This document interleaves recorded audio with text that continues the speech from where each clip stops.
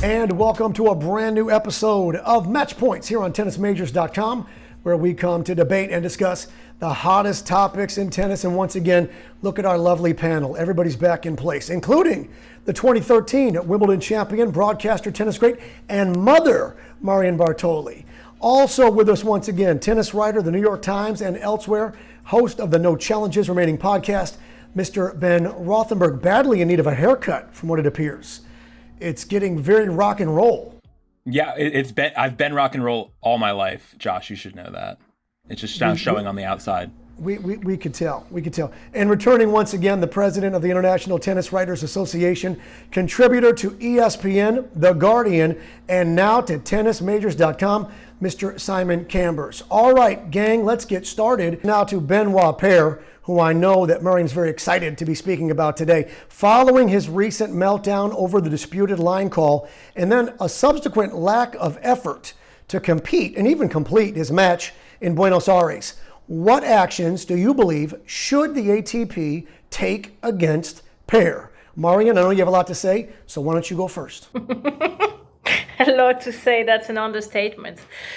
Well, I think I'm going from disappointment to even more disappointment with Benoit, because we all know he's very talented. I think that is not something we can question. I think he has a lot of tennis in his racket, but his behavior are just getting so out of sense in the fact that I can't understand him. You know, I've been on the court. Of course, there is sometimes when you have some sort of meltdowns because you have some pressure. Of course, as well now with the coronavirus situation, it's not easy. I've been traveling the last 2 weeks with Jelena Ostapenko. It's not easy to go from a bubble to a bubble when you have to stay from the hotel to the tennis courts, eat the same food at every meal and stay with the same people all the time and be so scared to catch coronavirus because, you know, if it happens, then you're out of the tournament for so many times. Now, of course, in Benoit's case, it has been the case already before, but it's just that I don't understand that much meltdown on the court, and I don't understand the lack of effort. And as much as I'm trying to put myself into his shoes, I just don't relate to what he is doing, and I can't relate.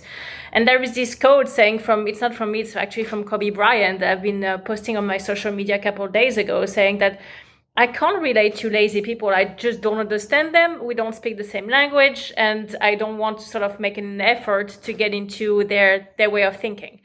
And it's exactly in the position I am right now. I'm not questioning Benoit's talent. We all know he has talent. We all know he can perform well. He has been 19 in the world without almost doing not much. So it's already a great achievement. But what is very frustrating is the image he's giving of the game is damaging. And this is a problem I have with him. You know, he's damaging the game the way he behaves. And when you have the youth and the young generation looking at that and they think it's okay to behave like this is where my problem starts. So I think the ATP should have a sense of responsibility, saying that we can't display tennis that way, and therefore they should take some actions. Okay, any specific action you can think of that would be appropriate in this instance? I think fines.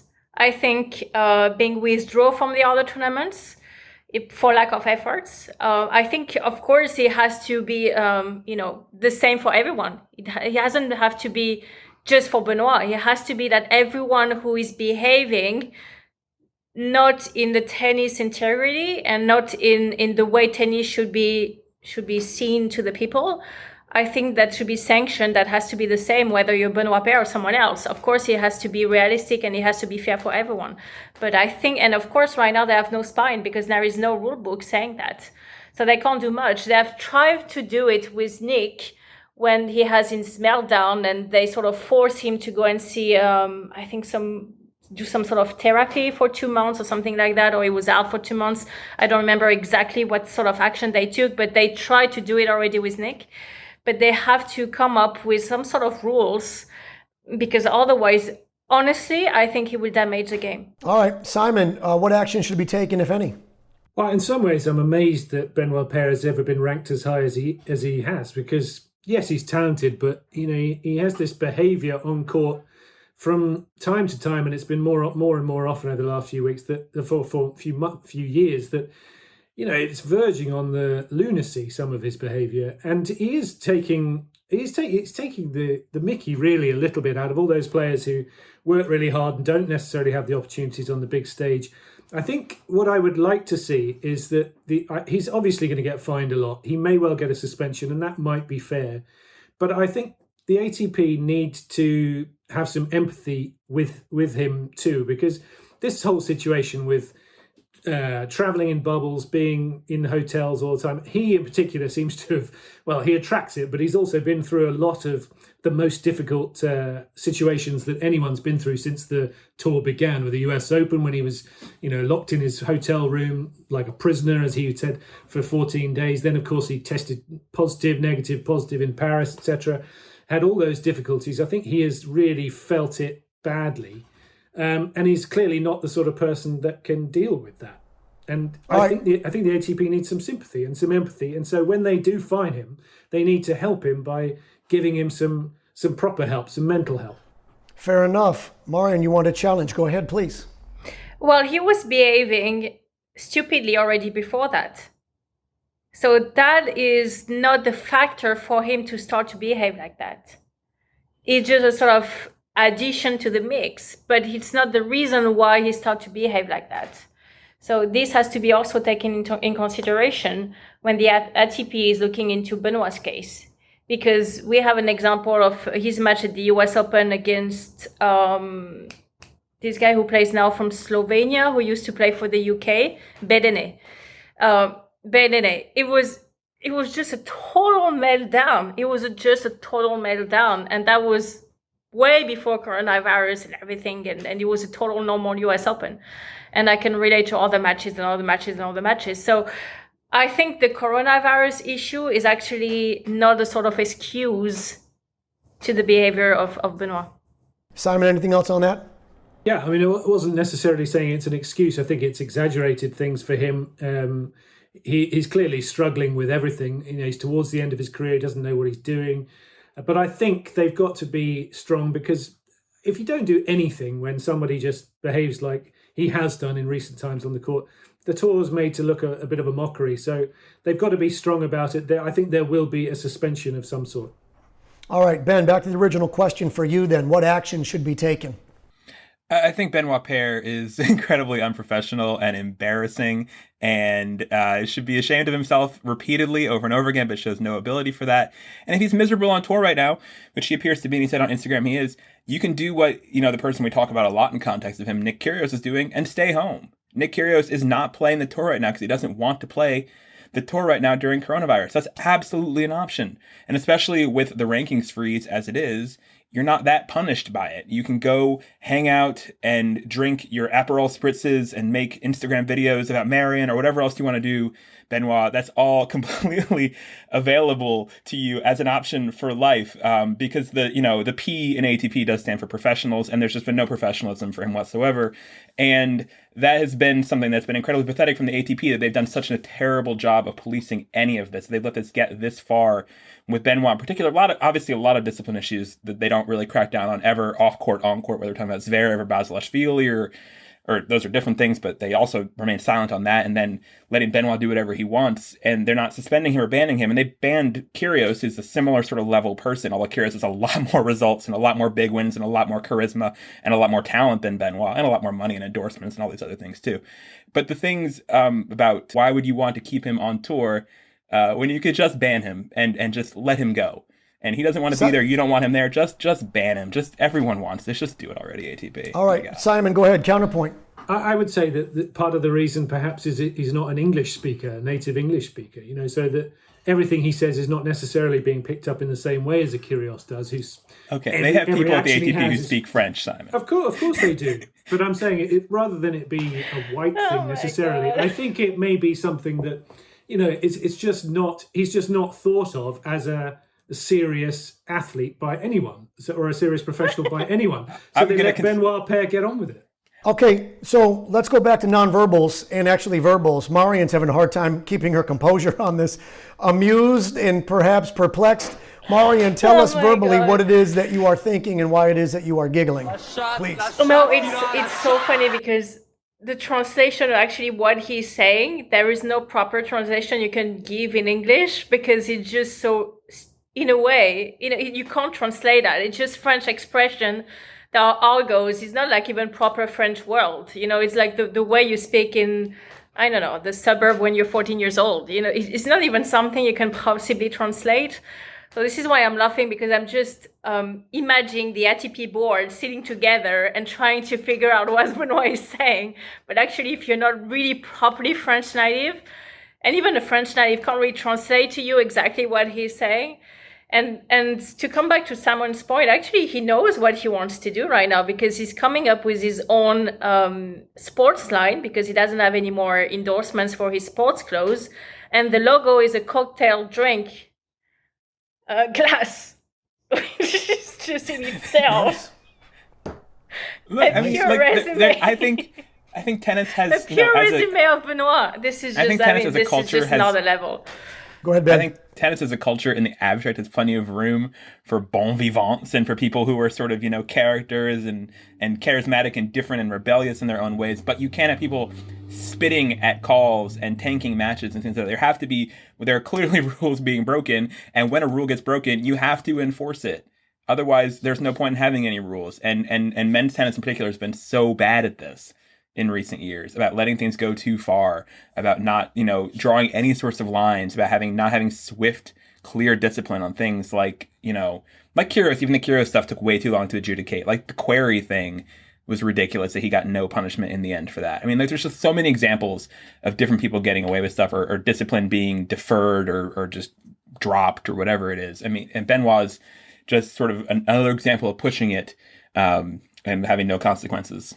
Ben, you said earlier that the P stands for professional in ATP, but maybe to him it stands for always tantrum pair, since it seems... word which Marion knows, which I think the P stands for Benoit.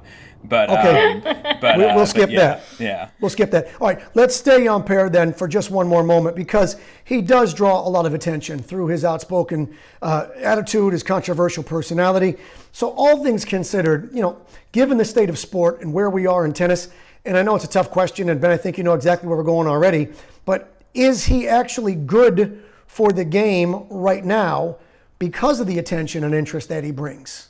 And Ben, why don't you start us off? Yeah, I think his appeal is very local. I don't think he's famous at all beyond France. And some of this is a question for France. I don't think he does anything for the game beyond that. And his doesn't have big stage results. Again, to compare him to Kyrgios, Kyrgios has beaten big players at Grand Slams, has beaten big players elsewhere otherwise. What does Benoit do? Occasionally he makes like a semifinal in Montpellier. Like, good for him. Like, I don't know what his results are or what his actual on-court value is that he brings. And yes, if being a sideshow clown is something that's valuable to the tour, and I think it can be, for sure, in France, especially where they understand it's very French dialogue, then yes, maybe that is some value for the French market, but it's very niche. Okay. It's not really worth this exasperation. Marion, is he good at all for the game and the attention that it brings? I can't agree more with what Ben said. It's so niche to France, and actually, I remember when he played in Rome, which was the first tournament after his 14 days lockdown at the US Open. And I remember watching it. My dad was watching it from another part of the world, and we were sending each other WhatsApp just saying, actually, we feel like we're sitting in a one-man show comedy, and you just laugh for 1 hour, and then you switch off. And because, of course, he's not going to win the match, so that happens only one time a week. And you're just watching it for that. It's just going to be like, what is going to be the next stupid moves that makes you laugh? But that's not what a tennis player is supposed to be. A tennis player is supposed to amaze you by his abilities to play some shots, not by his ability to make you laugh because he just do stupid things. Because otherwise, you're just going to watch a comedy show for that. It's just not what he's supposed to be. And that's just, that you can laugh about it for 1 hour during 1 week, but I don't think that's good for tennis at all. Ben, you wanted to have a counterpoint here? Well, just to emphasize again, he's not competitively relevant. Like, unlike Kyrgios, who's really a dangerous person, and you see him in the draw, you're like, ooh, no one really wants to draw Kyrgios, potentially. Benoit, people aren't scared of Benoit. People aren't like, oh no, I drew Paire. Doesn't happen. Oh, all right, Simon, same original question. Is this persona and these antics, is it actually good for the game? No, because I think if you simply took Benoit Paire out of tennis right now, no one would care. and it wouldn't make any difference to anyone. If you ask anyone outside of those people who are involved in tennis day to day, no one's heard of Benoit Paire. He's not making waves at Grand Slams. He's not doing anything, and he's been around for ages, and still no one knows him. So I don't think he's good for the game. Certainly not the way he's behaving at the moment. All right, gang, on to match point number 7 and our last question of the episode. And let's move on to John Isner. After the Miami Open announced a significant cut to the prize money for this year's event, which will be limited to just 20% capacity, American John Isner said that, quote, ATP is a broken system, end quote. Is Isner right? And what valid points, if any, did he make in his Twitter ongoing statement? Simon, you go first. Well, I think he's mixing up several issues, which is typical of people when they want to, single out one thing. The ATP has a lot of problems, has a lot of conflicts of interest. The structure is difficult. We've talked about this many times. It's hard to get anything done. It moves at a snail's pace. It's a bit like a dinosaur. But in a pandemic, it's done pretty well to survive. And some of these tournaments are really struggling. And the players have agreed to the fact that prize money is going to be cut if the number of fans is reduced. And so Isner is mixing the two things up, and it doesn't help. It just sort of comes across as tone deaf. I think you've got to separate the two. Perfectly entitled to talk about prize money in general in normal times, absolutely, and the structure of the ATP and the way things are going. But to say that the ATP is a broken system, and to sort of express it as if it was because you're not getting more than 40% prize money at the Miami Open, I think is ridiculous. Marion, is he right about any of this? Well, what Simon said is exactly right. I think as a tournament director, when you're putting a tournament this year together, you're struggling so much to get the sponsor money, just basically because the sponsor is reviewing their contract saying, hold on 1 second, I'm paying that amount of money because there is some audience coming into the ground so they can see my brand, and because there is, of course, TV and media and broadcast. When that value is decreasing because of coronavirus, the sponsor can't pay the same amount of money, especially because all the brands right now are struggling as well. And we all know that when a brand is struggling, the first thing they cut is sponsorship. So I already admire so much actually the tournaments for putting together something that is happening for the player and giving them the opportunity to earn some money, which is in the situation as we are right now so difficult to do. And once again, I see it only on the WTA side with Jelena Ostapenko. We were in Doha, we were in Dubai, places where normally it's not so difficult to get some cash flows, and they were still struggling. So for me, for the Miami Open, putting something together in a stadium that is out of the city, and we talked about already the problem of the stadium back in 2019, to have some cuts, it's absolutely normal. And I think for the players already having the ATP and the WTA putting so much efforts to sort of, in a way, force the tournaments to happen, it's something that's quite incredible. Long term, of course, when things will get back to normal, do the players need to have a view of what exactly is the spread between what the tournaments is earning and what the players are earning? This I completely agree, but just not right now. They're not in a position right now to argue on the prize money. They should be actually just happy to have a chance to play and earn some money for their job. But once that pandemic is over, once everything goes back to normal, of course, to have a view and look at the model of the NBA or other American sports and the way they split the money between what the players are bringing on the table and what the franchise, or in that case, the ATP or the tournaments are earning. Yes, but just not right now. All right. So, Ben, on Isner, as Simon said, it's far-reaching. There's a lot of issues there. What valid points did he make, if any?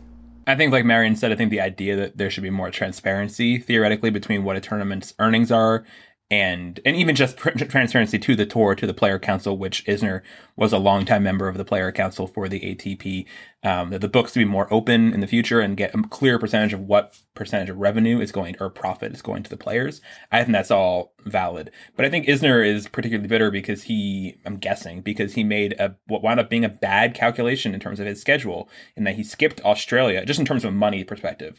Because I know he has two young kids. It probably maybe was the right decision anyway to skip Australia and the quarantine and everything for that. But he skipped Australia, which was willing to lose an incredible amount of money in order to pay these players huge money to lose early with very few fans there.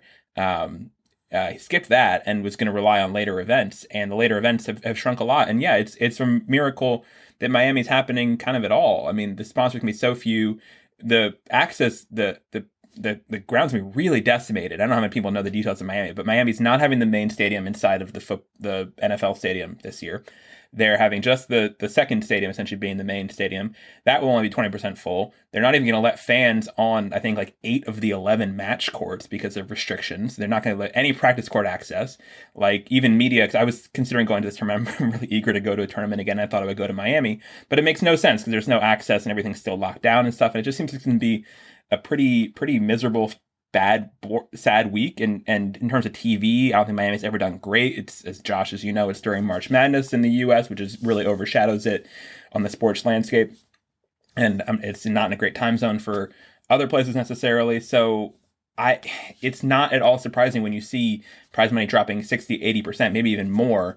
On a lot of levels, I think if they did show the numbers, I think they would be I'm guessing they would be almost certainly validated by that, and they maybe even could go even lower. The idea that Isner has that there should be transparency is good, but this is not really in this tournament. These tournaments are all struggling. I mean, look at Miami. Didn't happen last year. It was one of the first ones to cancel last year. I think they'd probably already spent a lot of money, I'm guessing, building their temporary stadiums and things like that with how short notice they had. So these are events that are hurting, and it's not impossible that one of these big events, even on the level of Miami, potentially could go bankrupt or something with the stresses that are on them right now. So I think this is a tough time, but yeah, overall, it's a miracle that any tournaments are happening, and it's still kind of dubious that any tournaments are happening during a pandemic. And in Miami, this would just be the second time at the new location after missing last year because of the pandemic. All right, remember, folks, you can read more all about all of these stories and subjects right here at tennismajors.com. Marion, Ben, Simon, thank you as always. And everyone, thank you for watching. Be sure to follow on all social media platforms. And we will see you next time for more match points right here on tennismajors.com.